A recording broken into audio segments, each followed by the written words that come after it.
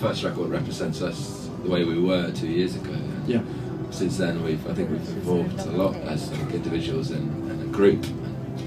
So you put me as something that represents what the Vaccines are, Where I you're guess, at, at the end of yeah. 2012 as opposed to the end of 2010 when we wrote that record. In terms of recording the second one, can you compare that and the first? Obviously, you were working with Ethan Johns, which was a big deal for you guys, obviously, because he's such a...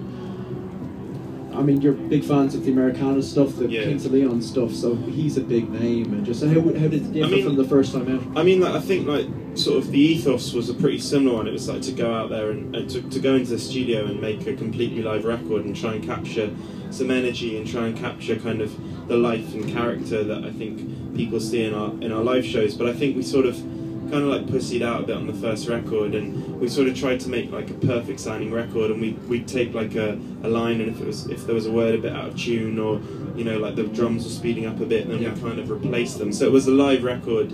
Technically it was a live record, but we tried to kind of perfect everything. Right. Whereas I think this record, we kind of let it live, and we realised that like the best rock and roll records aren't perfect, they're human. They kind of, you know, some songs do speed up and slow down, and some singers do kind of sing the odd word out of tune, but it kind of it kind of gives the whole thing a life, and it gives it character and identity as well. It makes it feel a lot more like you're in the actual room with the band, you know. Yeah. And I think was that how you did it? It was just literally in the room? Literally everything, right, like including vocals. Like there's nothing. There's the bar a couple of tambourines. There's nothing on that record that the four of us did not perform at the same time. Yeah.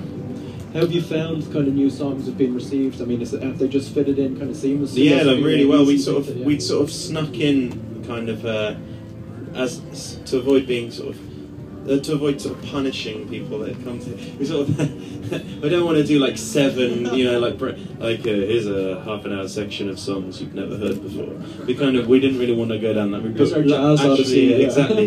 But last night we played for the first time, I think 7 or 8 songs from the new record. Yeah, it was scary. They were getting mosh pits, and some people clearly worked out the album had leaked because there were people singing along as well. That's true. Yeah, no. So I was really encouraged by last night. Yeah. Does it was really scary though. Does that